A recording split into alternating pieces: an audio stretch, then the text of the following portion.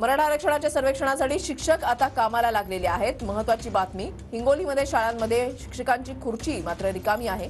जिल्हा परिषदेच्या शाळा भरतायत शिक्षकांविनाच। सर्वेक्षणामुळे विद्यार्थ्यांच्या शिक्षणावर मोठा परिणाम झाल्याचं पाहायला मिळतंय। शाळेमध्ये येऊन न शिकताच मुलं घरी जातायत। आढावा घेतलेला आहे आमच्या प्रतिनिधींनी, पाहूयात।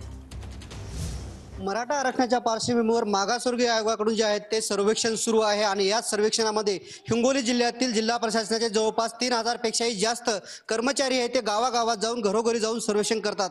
मात्र हे सर्वेक्षण करत असताना जे आहे ते कुठेतरी शैक्षणिक विद्यार्थ्यांचे जे आहे ते नुकसान पोहोचत आहे। या सर्वेक्षणामध्ये सर्वाधिक जे आहेत ते जिल्हा परिषद माध्यमिकचे शिक्षक आहेत आणि ह्या शिक्षकामुळे जे आहे ते विद्यार्थ्याचे वर्ग जे आहेत ते आता शिक्षक विना आहेत। आपण जर बघितलं तर मी असाच एका जिल्हा परिषद शाळेमध्ये आहे आणि या शाळेमध्ये आपण बघू शकतो की जे शिक्षकांची खुर्ची जी आहे ती शिक्षकांची खुर्ची रिकामी आहे आणि कुठेतरी विद्यार्थी जे आहेत ते या ठिकाणी बसलेले आहेत। हे सगळे विद्यार्थी जवळपास 6वी 7वी आणि 5वी अशा याच्यातले विद्यार्थी म्हणजे एक वर्ग एका 3 वर्ग जे आहेत ते एका ठिकाणी करण्यात आले।